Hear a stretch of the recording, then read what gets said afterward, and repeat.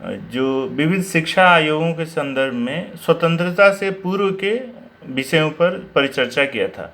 इसको हमने दो भागों में बांटना इसलिए उचित समझा था, कल भी हमने देखा था और इसको सुना भी था कि प्रायः जो भी शिक्षा आयोग बने हैं, अभी भी बन रहे हैं, उनका आधार या स्वयं हमारी जो नीतियाँ बनती हैं, जो भी संवैधानिक अधिनियम बनते हैं, आप देखें इन सब का आधार कहीं ना कहीं हम अलग अलग देशों के संविधान से लिए हुए हैं और लेकर के चलते हैं। तो अब जो हमारी नीतियां बन रही हैं, अब जो हमारे संविधान बन रहे हैं या हमारे शिक्षा आयोग बन रहे हैं, उन सब का भी आधार कहीं ना कहीं अंग्रेजों के द्वारा या अन्य देशों के द्वारा प्रवर्तित शिक्षा व्यवस्था के आधार पर चल रहा है। और एक तरह से यह सही भी है, शिक्षा जो है सार्वभौमिक है और शिक्षा ऐसी होनी चाहिए जिसका उद्देश्य जो है, शिक्षा के जो उद्देश्य हों वो सार्वभौमिक लक्ष्यों की पूर्ति में समर्थ हों। इसी आधार पर हम भी अन्य देशों के जो विधि हैं, व्यवस्था है, जो नीति नियम हैं, उनको आधार बना करके अपनी नीति नियम की व्यवस्था करते हैं। इसीलिए स्वतंत्रता से पूर्व तक के आयोगों और जो भी शैक्षिक व्यवस्था था, उसको हमने देखा कि अंग्रेजों ने कई तरह के नीतियां बनाई, ले आई और अनुप्रयोग में दिया। और उनका दोनों तरह का लक्ष्य था, एक तो अपनी आवश्यकता की पूर्ति करना और दूसरा भारतीय लोगों को शिक्षित करना भी। हमने 1944 तक के सार्जेंट की जो योजना आई थी वहाँ तक की चर्चा कर ली थी। उसके बाद से देश आज़ाद होता है। आज़ाद होने के बाद शिक्षा व्यवस्था की एक नई संकल्पना शुरू होती है। अब स्लाइड ले सकते हैं, पहला नेक्स्ट स्लाइड कर दीजिए, नेक्स्ट स्लाइड कर लीजिए जी। तो देखिए, जब शुरुआत करनी होती है खासकर शैक्षिक सुधार की, और भारत की जो स्थिति देखा आपने कि 1800 जो है 13 से लेकर के और 1944 तक की जो स्थिति रही वो अंग्रेज़ों का दबदबा था और उसी प्रकार की शिक्षा प्रणाली प्रचलित थी। अब वैसी स्थिति में यद्यपि सुधार करने के लिए आधारभूत ढांचे से शुरुआत होनी चाहिए। तो आप कह सकते हैं कि जब सुधार करना था तो सबसे पहले प्राथमिक शिक्षा में, प्राथमिक स्तर पर मातृभाषा की शिक्षा और भारतीय संस्कृति सभ्यता, भारतीय कला विज्ञान, भारतीय क्रियाकलापों की शिक्षा शुरू करनी चाहिए थी। फिर इसके विपरीत भारत में जो पहला आयोग बना वो था विश्वविद्यालय शिक्षा आयोग।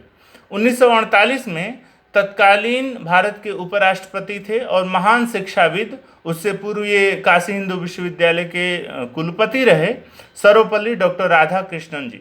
इनकी अध्यक्षता में भारत सरकार ने 4 नवंबर 1948 को विश्वविद्यालय शिक्षा आयोग की स्थापना की। चूँकि राधा कृष्णन जी इस आयोग के अध्यक्ष थे, इसीलिए उनके नाम से इसको राधा कृष्णन आयोग के नाम से जाना जाता है। अब आप एक चीज़ ध्यान रखेंगे, इससे पहले आपने कलकत्ता विश्वविद्यालय आयोग के विषय में चर्चा किया था हमने, और वो स्वतंत्रता से पूर्व का था। स्वतंत्र भारत का जो पहला आयोग था, इस तरह से भी प्रश्न आते हैं कि स्वतंत्र भारत का पहला शिक्षा आयोग कौन सा था, तो आप स्पष्टता ध्यान रखेंगे, स्वतंत्र भारत का पहला शिक्षा आयोग था विश्वविद्यालय शिक्षा आयोग, या फिर राधा कृष्णन आयोग भी इसी को कहते हैं। इसकी स्थापना 4 नवंबर 1948 को की गई थी और उसका जो मुख्य कार्य था वो विश्वविद्यालयीय स्तर पर और उच्च स्तर पर शैक्षिक व्यवस्था, शैक्षिक क्रियाकलाप, पाठ्यक्रम इत्यादि में सुधार की दृष्टि से और अपना परामर्श देने की दृष्टि से इस आयोग की स्थापना की गई थी। और इसका जो मुख्य कार्य था, कुछ बिंदु हमने यहाँ एकत्रित किए। जो मुख्य था, पहला ये था भारत में विश्वविद्यालय शिक्षा और अनुसंधान का उद्देश्य क्या होना चाहिए। देखिए, अब तक जो शिक्षा रही, शिक्षा को जो हम देख रहे थे तो हमने देखा एक तो वैदिक कालीन शिक्षा भारत में प्रचलित थी और गुरुकुल प्रथा से प्रवर्तित थी। उस समय शिक्षा का उद्देश्य भी अलग था, सा विद्या या विमुक्तये विद्या अमृतमश्नुते। क्या अब वैदिक कालीन शिक्षा चली गई, फिर मुस्लिम कालीन शिक्षा भारत में आई, उसके बाद अंग्रेजों ने शिक्षा व्यवस्था को यहाँ पर स्थापित किया और अलग अलग प्रकार से इस शिक्षा व्यवस्था में व्यावसायिक शिक्षा को रखा, अकादमिक जो योग्यता मात्र प्राप्त करने के लिए शिक्षा होती उस शिक्षा को भी रखा, और अलग स्किल जो कार्य पद्धति आधारित प्रायोगिक शिक्षा है उसको भी रखा। तो इन समस्त शिक्षाओं का वर्तमान काल में भारत में अलग अलग स्वरूप देखा जाता था, दिखाई दे रहा था। तो अब इसको एकीकृत करके इस समय जो भारत में विश्वविद्यालय हैं, इन विश्वविद्यालयों के शिक्षा और अनुसंधान का उद्देश्य क्या होना चाहिए, इस आयोग का प्रथम जो है विचारणीय बिंदु था। दूसरा था विश्वविद्यालयों की वित्त व्यवस्था कैसे की जाए। देखिए, किसी भी राष्ट्र की जो है अभूतपूर्व संपत्ति होती है शिक्षा, और शिक्षा ही इसीलिए कहते हैं कि बच्चों को ये भविष्य के कर्णधार हैं, भविष्य निर्माता हैं, और उनका आधार है शिक्षा। और इसके लिए व्यापक मात्रा में, प्रचुर मात्रा में धन की आवश्यकता होती है। तो विधि वित्त व्यवस्था कैसे की जाए, कौन सा माध्यम बनाया जाए और विश्वविद्यालयों को कितनी श्रेणियों में बांटा जाए। हमें पता है कि भारत एक संघ है अनेक राज्यों का। तो ऐसी स्थिति में, और जब इस आयोग का गठन हुआ, आपको पता होना चाहिए, पता आपको होगा भी कि भारत में पहले शिक्षा मंत्रालय हुआ करता था अलग से, बाद में मानव संसाधन विकास मंत्रालय बनाया गया। और शिक्षा जो है वो तत्काल में जब शिक्षा मंत्रालय हुआ करता था, उस समय शिक्षा राज्य सूची में हुआ करती थी। संविधान की 3 सूचियां हैं, आप अच्छी तरह से परिचित हैं। एक तो राज्य सूची, संघ सूची और समवर्ती सूची। और जो राज्य सूची के विषय होते हैं, उन सब पर कानून बनाने का और उसके वित्त व्यवस्थापन का और प्रयोग करने का संपूर्ण अधिकार उन राज्यों का होता है। फिर जो संघीय सूची के विषय हैं, जैसे आर्मी, सेना है, या फिर अन्य तमाम विषय, इसके लिए इस पर जितने भी विषय हैं संघ सूची में, इस पर कानून बनाने का, विधि व्यवस्था को स्थापित करने का और संचालित करने का संपूर्ण दायित्व केंद्र सरकार का होता है। और तीसरी जो सूची है वो समवर्ती सूची है। समवर्ती सूची में राज्य सरकार और केंद्र सरकार दोनों ही सरकारों को जो है विधि बनाने का, नियम बनाने का, प्रवर्तित करने का पूर्ण अधिकार होता है।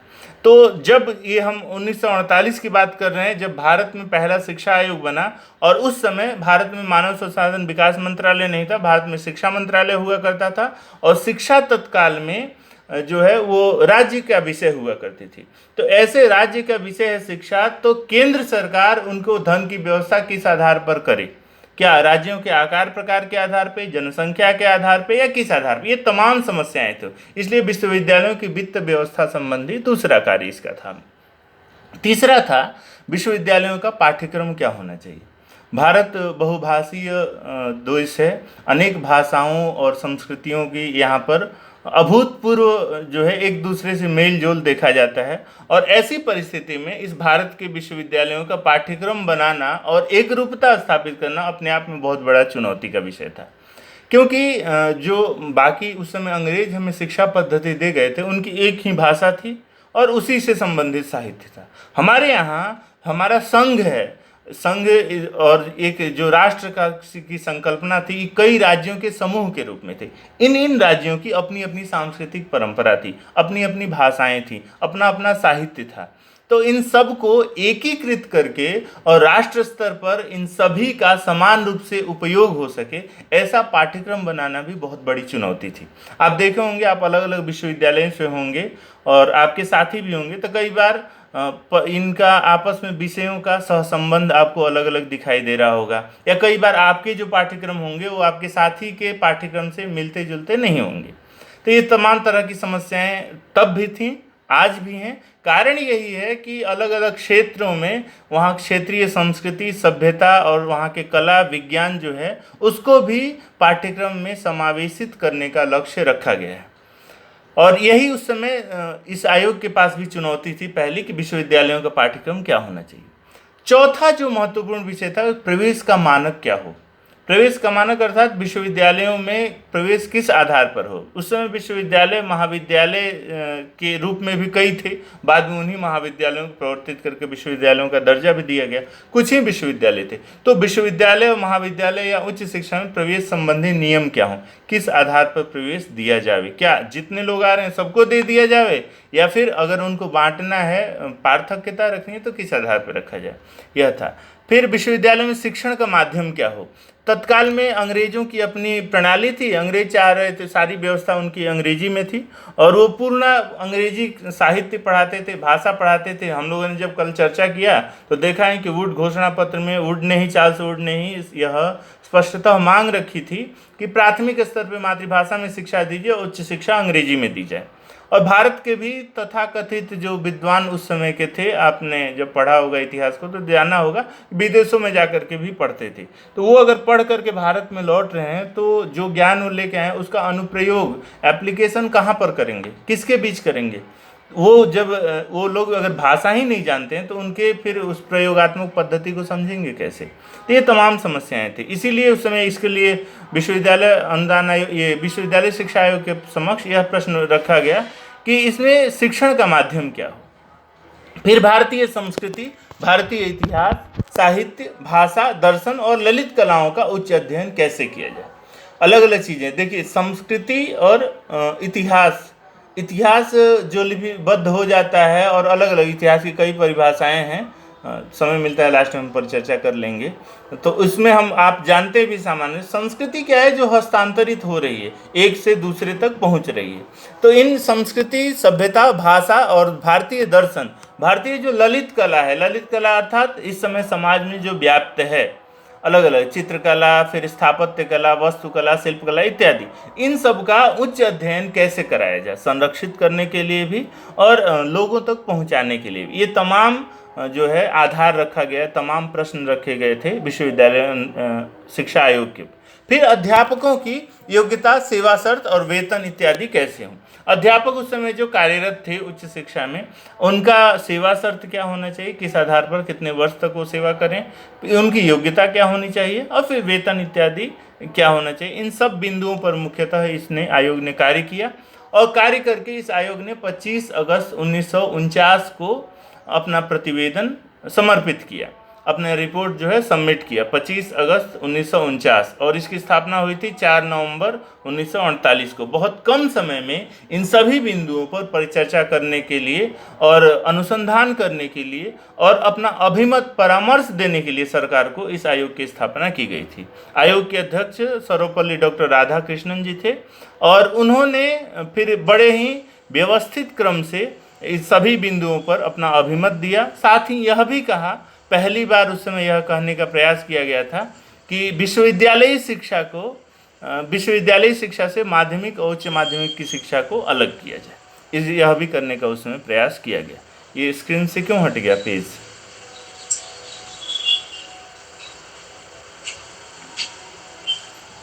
स्क्रीन से हट गया है। विश्वनाथ शास्त्री जी,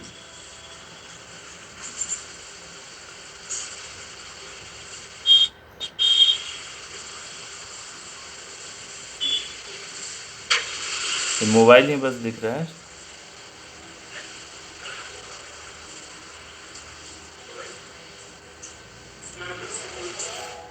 जी महोदय, आ गई, स्क्रीन आ गई है जी। पिछले स्लाइड में ही हम अभी चल रहे थे,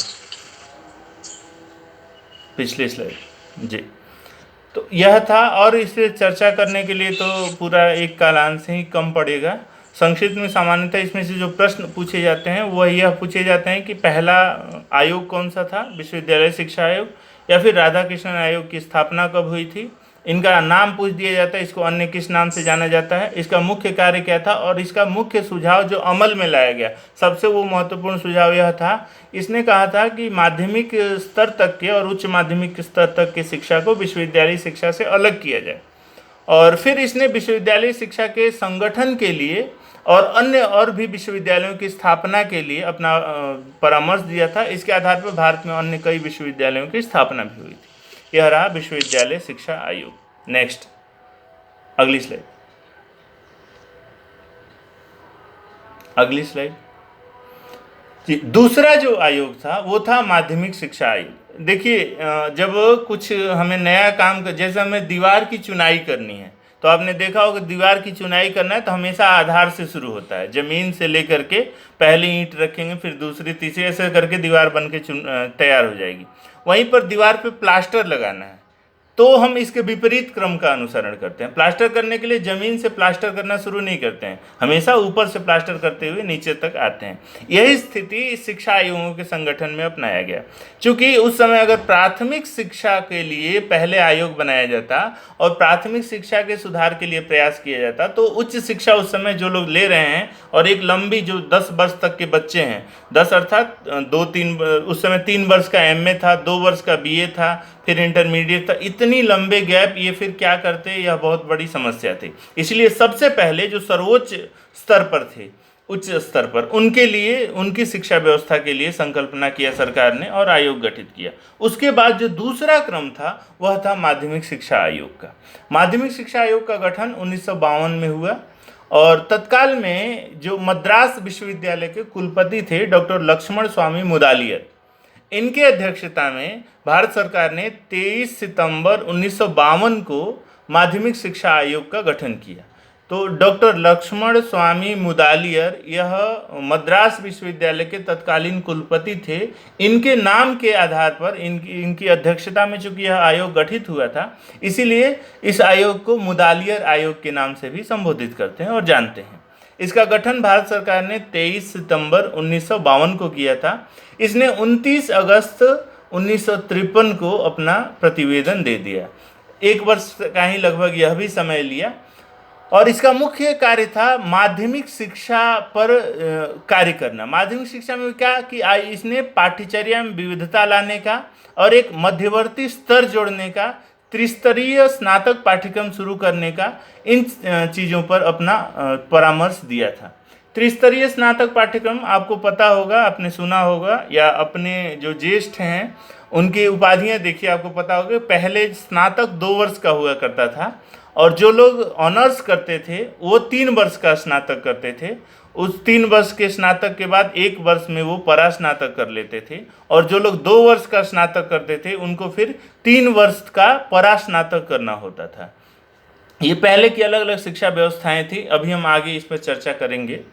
तो यहाँ पर इसका मुख्य कार्य था, एक तो पाठ्यचर्या में विविधता लाना। पाठ्यचर्या में विविधता से तात्पर्य 10वीं तक की जो शिक्षा व्यवस्था थी वो सभी विषयों का वहाँ पर अध्यापन होता था माध्यमिक स्तर पर, और उच्च माध्यमिक स्तर पर जाने के लिए हमें किसी न किसी कोर ग्रुप में सम्मिलित होता था, किसी समूह में, कला वर्ग में, विज्ञान वर्ग में, या वाणिज्य वर्ग में, या अन्य चिकित्सा वर्ग में, अभियांत्रिकी में, कृषि में, किसी न किसी कोर ग्रुप में सम्मिलित होना होता था।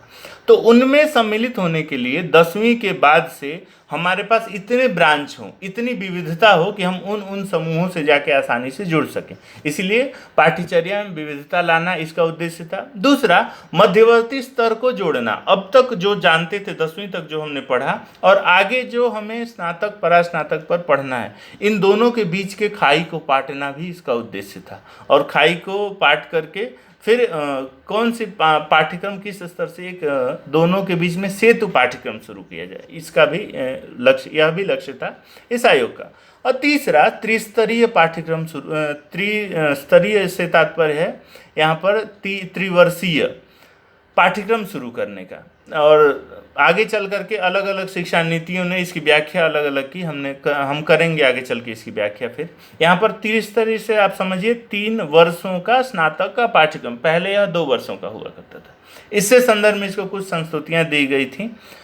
इसने दी जैसे 4 या 5 वर्ष की प्राइमरी शिक्षा अनिवार्य की जाए, फिर सेकेंडरी शिक्षा के 2 भाग होने चाहिए। सेकेंडरी अर्थात माध्यमिक शिक्षा, यह माध्यमिक और उच्च माध्यमिक में बटा होना चाहिए।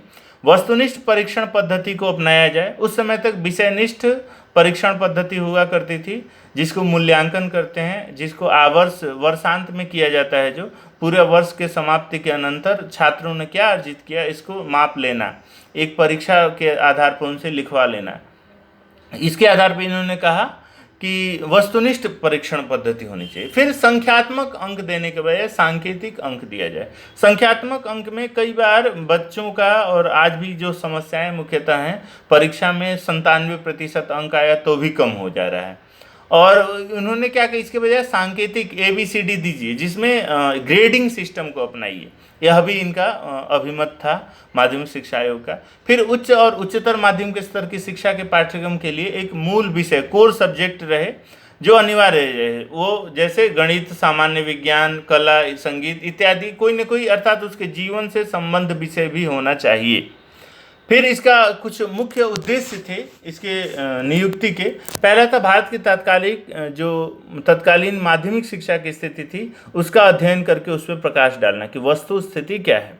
दूसरा, माध्यमिक शिक्षा के उद्देश्य, संगठन और विषय वस्तु को स्पष्ट करना है। अर्थात माध्यमिक शिक्षा का क्या उद्देश्य होना चाहिए, इसका संगठन कैसे किया है। संगठन से तात्पर्य यहाँ पर वही जो राज्य के अधीन था विषय, तो इसको केंद्र स्तर पर कैसे उपयोग के योग्य बनाया जाए। केंद्रीय स्तर पर एक कार्य करने वाले कर्मचारी को सभी सामान्य विषय कैसे आवें, यह बहुत बड़ी चुनौती थी। जैसे मान लीजिए जो क्षेत्रीय भाषा में या मातृभाषा में जितने भी अलग अलग भाषाएं हैं, वो चाहे तमिल, तेलुगु, कन्नड़, मलयालम कोई भी हो, वो उस भाषा में ही अगर अध्ययन करके कोई व्यक्ति आ रहा है और वो उसको आकर के दिल्ली राजधानी में तत्काल में जो अंग्रेजी भाषा उस समय प्रचलित थी, कार्यालय भाषा आज भी प्रचलित है, या फिर द्वितीय राजभाषा जो हमारी भारत की थी वो हिंदी थी संघ सरकार की, तो इनमें कार्य करने के योग्य वो कैसे हो। इसलिए माध्यमिक शिक्षा का संगठन किस आधार पर किया जाए कि इन दोनों में परस्पर सहसंबंधता हो, और फिर इसका विषय वस्तु किन विषयों को पढ़ाया जाए।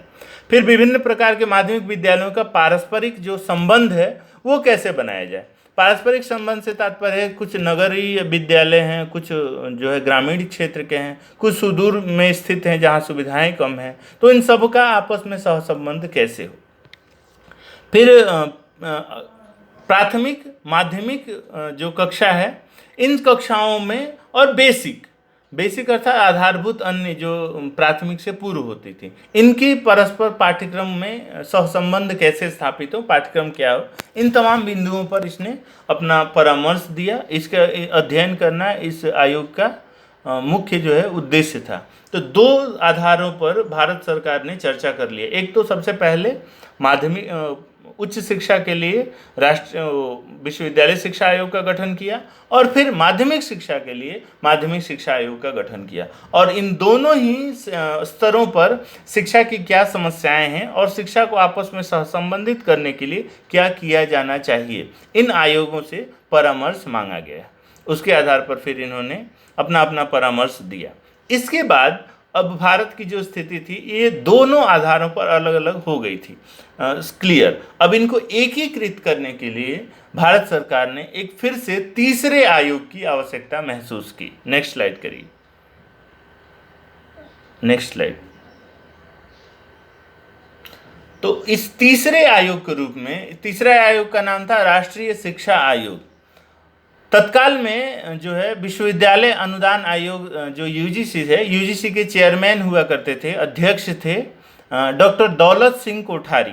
इनके अध्यक्षता में उस समय के शिक्षा मंत्री थे मोहम्मद करीम छागला जी, बहुत जाने माने प्रख्यात शिक्षा शास्त्री भी थे, और बहुत ही अपने जीवन में कई उतार चढ़ाव भरी परिस्थितियों से गुजर करके और भारतीय जो ग्रामीण परिवेश है और भारतीय शिक्षा की जो आधारभूत प्रणाली है, शिक्षा व्यवस्था है, इसको बड़े नज़दीक से इन्होंने देखा था।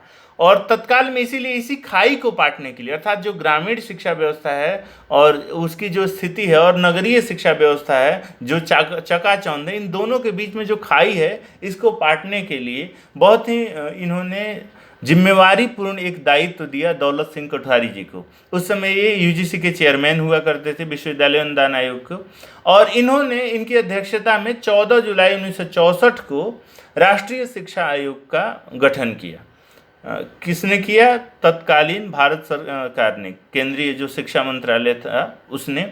और दौलत सिंह कोठारी जी की अध्यक्षता में होने के कारण इसको कोठारी आयोग के नाम से भी जाना जाता है। सामान्यतः हम कोठारी आयोग के नाम से इसको जानते हैं। इस आयोग ने 29 जून 1966 को अपना प्रतिवेदन प्रस्तुत किया, और उस समय विश्वविद्यालय अनुदान आयोग के अध्यक्ष होने के नाते उच्च शिक्षा की जो भी समस्याएं थी उससे पूर्णतः अवगत थे आदरणीय कोठारी जी। और तब उन्होंने बेसिक शिक्षा या माध्यमिक शिक्षा से उच्च शिक्षा को सहसंबंधित करने के लिए बहुत ही पारदर्शी रूप से इसका प्रतिवेदन सरकार के सामने प्रस्तुत किया, और इसने स्कूली शिक्षा की खासकर बहुत ही गहनतापूर्वक समीक्षा की। आप ध्यान रखिएगा कि अब तक जितने भी आयोग बने हैं भारत में, आज 2020 तक भी, उसमें सबसे ज़्यादा कोई प्रभावी परामर्श किसी आयोग का अगर अपनाया गया है तो वो था कोठारी आयोग। और इसने भारतीय शिक्षा के न केवल ये उच्च शिक्षा के संदर्भ में अपना परामर्श दिया और न ही केवल माध्यमिक शिक्षा के संदर्भ में परामर्श दिया, अपितु भारत के प्रत्येक स्तर पर शिक्षा व्यवस्था को संचालित करने के लिए, शिक्षा व्यवस्था के संगठन के लिए और शिक्षा व्यवस्था के समस्याओं का अध्ययन किया और तथाकथित तमाम अध्ययनों के आधार पर इसने तत्काल में जो भी सामाजिक बदलाव चाहिए थे उन सबको ध्यान में रखते हुए अपने परामर्श को प्रस्तुत किया। इसने त्रिभाषा सूत्र का प्रथमतया स्पष्टतः जिक्र किया कि त्रिभाषा सूत्र को लागू किया जाना चाहिए। देखिए, इससे पूर्व जो विश्वविद्यालय शिक्षा आयोग आया था या माध्यमिक शिक्षा आयोग आया था, उनके सामने समस्याएं थी, उन्होंने अपना अभिमत रख दिया, लेकिन राष्ट्रीय शिक्षा आयोग इन दोनों को में सामंजस्य स्थापित करने के लिए अपना अनुसंधान किया और प्रतिवेदन के रूप में रखा कि त्रिभाषा सूत्र को भारत में लागू किया जाना चाहिए। सही, यद्यपि त्रिभाषा सूत्र की चर्चा विश्वविद्यालय अनुदान आयोग ने भी किया था, माध्यमिक शिक्षा आयोग ने भी किया था, लेकिन दृढ़तापूर्वक लागू कराने के लिए इसने अपना परामर्श दिया था कोठारी आयोग। फिर इसी के आधार पर भारत में 3 प्रकार की शिक्षा नीतियां बनी, क्रमशः 3 प्रकार की अर्थात 3 शिक्षा नीतियां बनी। एक तो 1968 में बनी, इस चूँकि ये बहुत लंबा खींच जाता, संक्षिप्त रूप से हम आपकी चर्चा आपसे कर ले रहे हैं। अगर आपको डीपली और ज़्यादा इनके नीतियों के बारे में जानना है तो आप हमारे यूट्यूब चैनल पर देख लीजिएगा, प्रत्येक नीति के संदर्भित वहाँ उपलब्ध होगा। तो यहाँ पर जो 68 की शिक्षा नीति थी उसमें शिक्षा पद्धति को 10+2+3 रखा गया। 10+2+3 का मतलब है एक ढांचा जो आज आप पढ़ रहे हैं। कला वर्ग के हम सभी छात्र हैं लगभग यहाँ, या विज्ञान वर्ग के भी हो सकते हैं, मैं आपसे सबसे परिचित नहीं हूँ, लेकिन जो भी आपने पढ़ा होगा तो देखे होंगे आप 10वीं तक सामान्य शिक्षा पढ़े होंगे। 10वीं के बाद 2 वर्ष का आपने ब्रिज कोर्स किया होगा, अगर आप कला वर्ग के होंगे तो कला वर्ग का, विज्ञान वर्ग या वाणिज्य वर्ग के होंगे तो उनका किया होगा ब्रिज कोर्स, आगे स्नातक 3 वर्षों का किया होगा। यह व्यावसायिक शिक्षा नहीं है, अकादमिक योग्यता है। व्यावसायिक शिक्षा में फिर अलग अलग तरीके से शिक्षा व्यवस्था दी जाती है। तो 1968 की जो शिक्षा नीति थी उसने कहा कि भारत में शिक्षा व्यवस्था जो है वो 10+2+3 के अकॉर्डिंग होनी चाहिए।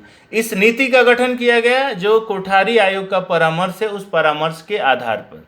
फिर आगे चल के 79 में जो कुछ प्रतिपूरक नीतियों को अपना करके एक नई शिक्षा नीति फिर से बनाई गई, इसको 79 की शिक्षा नीति कहते हैं। इसने कहा कि शिक्षा व्यवस्था 8+4+4 होना चाहिए। 8+4+4 का मतलब है 8वीं तक सामान्य शिक्षा हो, 8वीं में एक बोर्ड होता था तब। लाइट आ गई, पंखा चला दे वहाँ पे। ये कौन बोल रहे हैं? बोल रहा है पूजा दीदी, आप अपना माइक प्लीज ऑफ कर लीजिए प्लीज। Ji sir, continue. तो क्या मैं बोल रहा था? हाँ, तो इसमें जो इसने 68 की नीति थी, 68 की नीति में जो भी खामियां रही, समस्याएं रही, उसको लेकर के फिर 79 में चर्चा की गई और यह कहा कि 8वीं तक की शिक्षा हो सामान्य, 8वीं में एक बोर्ड हो, फिर 9वीं 10वीं और 11वीं 12वीं को ब्रिज कोर्स के रूप में अपनाया जाए। आप देखे होंगे, अगर आप संस्कृत से परंपरागत रूप से पढ़े होंगे तो 8वीं के बाद से आपको 9वीं 10वीं अगर व्याकरण पढ़ना है तो 9वीं 10वीं में भी आपने व्याकरण पढ़ा होगा, साहित्य पढ़ा होगा, फिर 11वीं 12वीं में भी व्याकरण साहित्य पढ़ा होगा, फिर आगे उसका संबंध होता है। उसी प्रकार से अगर आपको कला वर्ग में जाना है, अर्थशास्त्र पढ़ना है तो सामान्य विद्यालयों में सामाजिक विज्ञान के तहत अर्थशास्त्र को पढ़ा लिया गया, लेकिन 8वीं कक्षा से अर्थशास्त्र एक नए विषय के रूप में आता है और कला वर्ग में आगे चल के एक विषय के रूप में वो ग्रेजुएशन तक फिर जाएगा। तो 8 वर्ष पे बोर्ड, फिर 8 वर्ष के बाद 4 वर्ष का एक सहसंबंधित पाठ्यक्रम जिसमें 12वीं आप कर लेते हैं, 9वीं 10वीं 11वीं 12वीं। उसके बाद 4 वर्ष का एक समेकित पाठ्यक्रम होना चाहिए। समेकित पाठ्यक्रम क्या होता है? जिसमें आगे चल के व्यक्ति को जिस क्षेत्र में जाना है, अकादमिक क्षेत्र से जुड़ा भी व्यक्ति उस क्षेत्र में जाए। जैसे मान लीजिए MBBS करते हैं तो MBBS 4 वर्ष का होता है, इंटरमीडिएट के बाद वो सीधे 4 वर्ष का पाठ्यक्रम करके वो चाहे MBBS की सामान्य डिग्री लें या फिर उसको व्यावसायिकता के रूप में उपयोग करें। इस प्रकार के अकादमिक शिक्षा व्यवस्था में भी 8+4+4 की शिक्षा पद्धति होनी चाहिए। ये 79 का 1979 का उस समय का तत्काल का नियम था। उसके आधार पर भारत में 8वीं में परीक्षा हो जाती थी, बोर्ड होता था, फिर 8वीं से 12वीं तक एक कोर ग्रुप जिसको पढ़ना होता था उस संकाय को वो पढ़ता था, और 2 वर्ष का वो बीए कर लेता था, फिर 2 वर्ष का वो एमए कर लेता था, और कई जगह 2 वर्ष और 3 वर्ष का एमए हुआ करता था। ये अलग अलग प्रांतों के में अलग अलग प्रकार की शिक्षा व्यवस्था तत्काल में प्रचलित थी। इन सभी समस्याओं के समाधान के लिए फिर 1986 में एक नई शिक्षा नीति को लाया गया। 1986 की शिक्षा नीति बहुत दीर्घ काल तक चलती रही। आप भी देखे होंगे, कई पुस्तकों पर लिखा भी होगा नई शिक्षा नीति 1986 के तहत प्रकाशित। एनसीईआरटी की किताबों को देखें या पहले के बोर्ड की किताबों को देखें। अर्थात 2005 में जो एनसीएफ नेशनल करिकुलम फ्रेमवर्क आया था, उससे पूर्व की जो भी किताबें छपी वो सब नई शिक्षा नीति 1986 के तहत छपी थी। और ये 1986 की जो नई शिक्षा नीति थी, इसमें फिर से 10+2+3 की शिक्षा पद्धति को अपनाने पर जोर दिया गया।